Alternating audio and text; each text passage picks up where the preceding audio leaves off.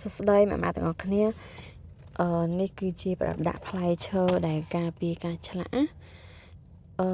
ផ្លែឈើមូលដូចជាទំពាំងដៃជូរឬក៏ផ្លែឈើរីអីហ្នឹងដែលញ៉ាំទៅមានគ្រាប់អាចឆ្លាក់កូនណាអញ្ចឹងថ្ងៃខ្ញុំប្រើរបស់នេះប្រដាក់ផ្លែឈើនេះវាមានប្រហោងទូអញ្ចឹងផ្លែឈើណាដែលថាតុនសាច់របស់ផ្លែឈើហ្នឹងណា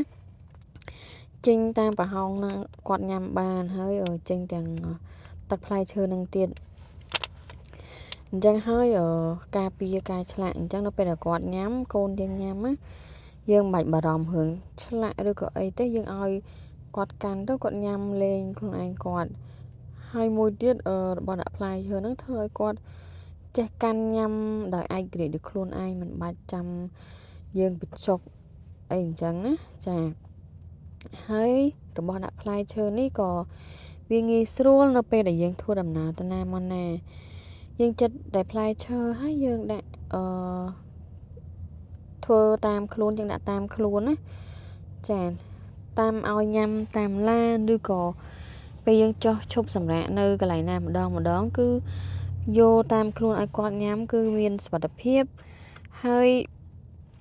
ងាយស្រួលតែម្ដងចាមើលកូនខ្ញុំគាត់ញ៉ាំគឺគាត់កាន់ញ៉ាំគាត់ចូលចិត្តខ្លាំងណា